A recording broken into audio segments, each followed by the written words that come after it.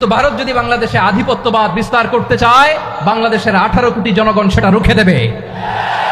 ভারত যদি গৌর গোবিন্দের ভূমিকায় নামতে চায়, দেশের 18 কোটি মুসলমান শাহজালালের ভূমিকায় নামবে। বন্ধুত্ব ইজ ওয়েলকাম, দাদাগিরি নয়। ঐক্যের কোনো বিকল্প নাই। গত 50 বছর তো দেখেছি এই ডিসইউনিটি, অনৈক্য, বিভেদ, বিচ্ছিন্নতা আমাদেরকে কোথায় নিয়ে গিয়েছে। এই যে দেখেন, কিছুদিন আগে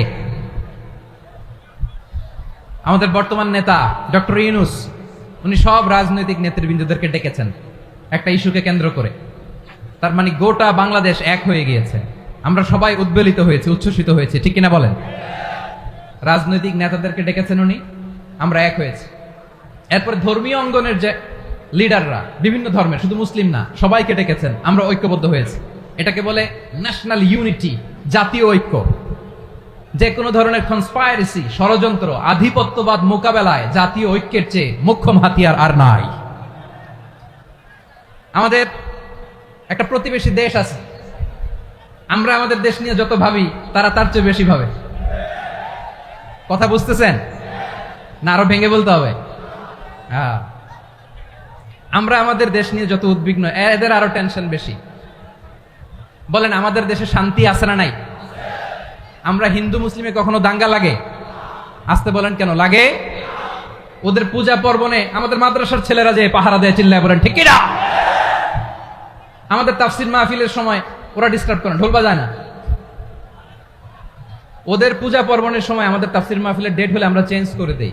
সুবহানাল্লাহ, কি সাম্প্রদায়িক সম্প্রীতির রোল মডেল। আর ওই বাংলাদেশের ব্যাপারে তারা অনেক ডিসইনফরমেশন ছড়াচ্ছিল। ভারতের অনেকগুলো গণমাধ্যম, আমি জেনারেলাইজ করব না, আমাদের প্রতিবেশী দেশের সব গণমাধ্যমকে আমি দোষ দিতে চাই না। অনেকগুলো গণমাধ্যম তারা ডিসইনফরমেশন শেয়ার করেছে। ডিসইনফরমেশন আর মিস ইনফরমেশনের পার্থক্য আছে। মিস ইনফরমেশন না জেনে ভুল বুঝে একটা মিথ্যা বা ভুল তথ্য ছড়িয়ে দেয়া, এটার ক্ষমা আছে, এটার কি আছে?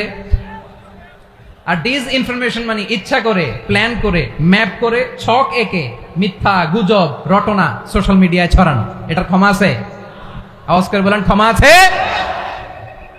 ভারতের কিছু গণমাধ্যম তাই করেছে। আমরা ব্যথিত হয়েছি, আমাদের হৃদয়ে রক্তক্ষরণ হয়েছে। আমাদের প্রতিবেশী দেশকে বলতে চাই, আমাদের দেশ নিয়ে আপনাদের ভাবার দরকার নাই। নিজের চরকায় তেল দেন, নিজের দেশ নিয়ে ভাবেন।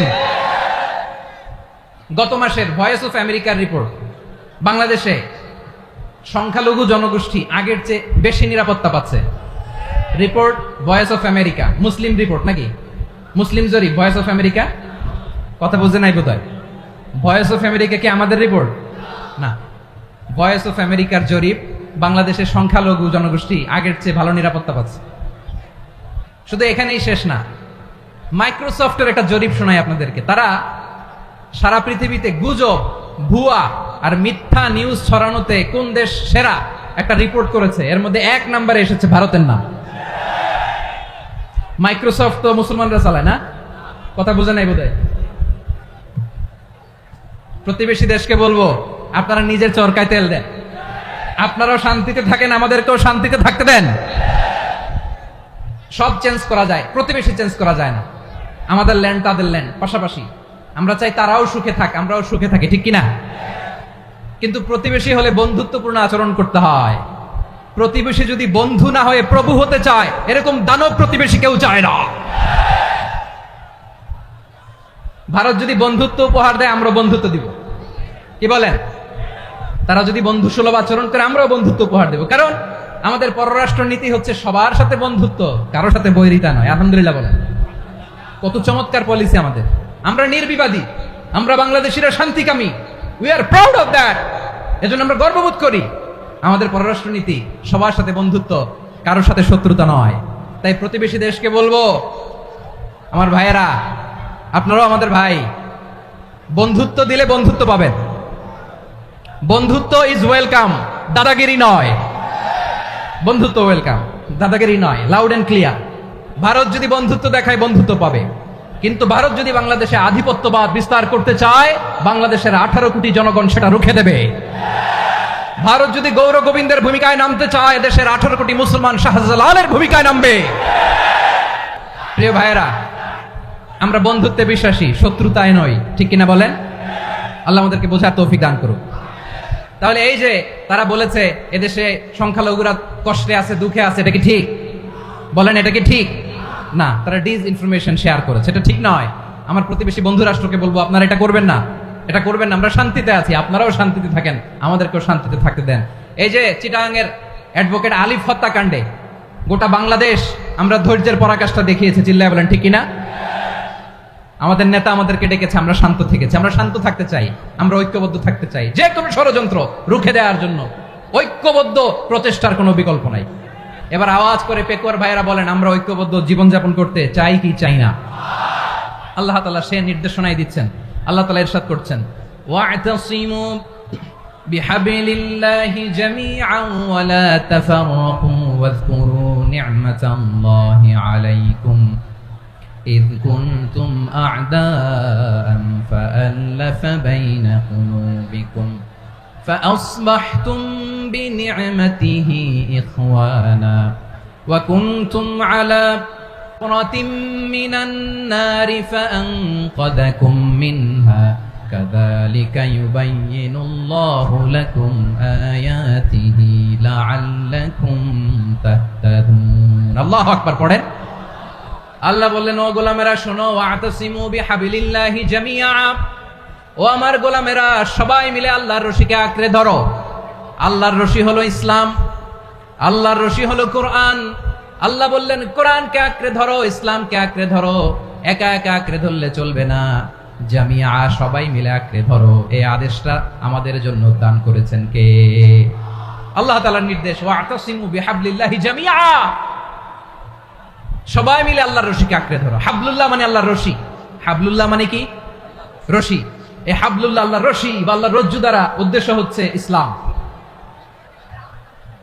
আল্লাহর রশি দ্বারা উদ্দেশ্য কি?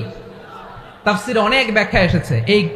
এরকম পরিস্থিতিতে তাফসিরের সূক্ষ্ম সূক্ষ্ম বিষয়গুলো আমরা শোনাতে চাই, কিন্তু পরিবেশ হয়ে ওঠে না। আল্লাহর রজ্জু বা আল্লাহর রশি দ্বারা উদ্দেশ্য হচ্ছে ইসলাম। আল্লাহর রজ্জু বা আল্লাহর রশি দ্বারা উদ্দেশ্য হচ্ছে কোরআন।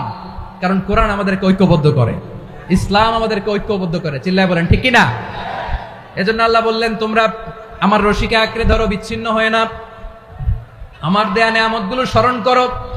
যখন তোমরা ছিলে শত্রু, তোমাদের মধ্যে হৃদয়ে আমি আল্লাহ ভালোবাসা ঢেলে দিলাম, ফলে তোমরা সবাই ভাই ভাই হয়ে গেলে। তোমরা সবাই ছিলে জাহান্নামের কিনারায় জ্বলন্ত অগ্নিকাণ্ডের পাশে, আমি আল্লাহ দয়া করে ঈমানের বদৌলতে তোমাদেরকে আগুন থেকে ফেরালাম। আমি আল্লাহ দয়া করে তোমাদেরকে জান্নাতের পথ দেখিয়ে দিলাম। সুবহানাল্লাহ পড়েন। এমন পথ দেখালাম যেই পথ তোমাদেরকে জান্নাতে নিয়ে যাবে, পথের দিশা তোমরা পাবে। লাআল্লাকুম তাহতাদুন। প্রিয় ভাইরা, তাহলে আমাদের যে ঐক্যবদ্ধ থাকতে হবে, এই নির্দেশটা কার? নাকি মন মতো আমি বানায় বলতেছি? আওয়াজ করে বলুন, নির্দেশটা কার? আল্লাহ। তাহলে আমাদেরকে ঐক্যবদ্ধ জীবন যাপন করতে হবে। প্রিয় ভাইরা, ইসলাম আমাদেরকে ঐক্যবদ্ধ করে। ইসলাম আমাদেরকে কি করে? সংঘবদ্ধ করে, ঐক্যবদ্ধ করে। বিচ্ছিন্ন হওয়া যাবে না। বিরোধ, বিচ্ছিন্নতা, মতানৈক্য, এগুলো আমাদেরকে ধ্বংস করে, আমাদেরকে দুর্বল করে। আর আমাদের ঐক্যবদ্ধ প্রচেষ্টা আমাদেরকে বিজয়ের দিকে এক ধাপ এগিয়ে নেয়। চিল্লায় বলেন ঠিক কিনা? এজন্য আল্লাহ বললেন, ওয়াতাসিমু বিহাবলিল্লাহি জামিআ, তোমরা আল্লাহর রশিকে আঁকড়ে ধরো, তোমরা ঐক্যবদ্ধ জীবন যাপন করো, তোমরা বিচ্ছিন্ন হইও না। বিচ্ছিন্ন হইলে লস, ঐক্যবদ্ধ হলে সেখানে কল্যাণ আছে না নাই?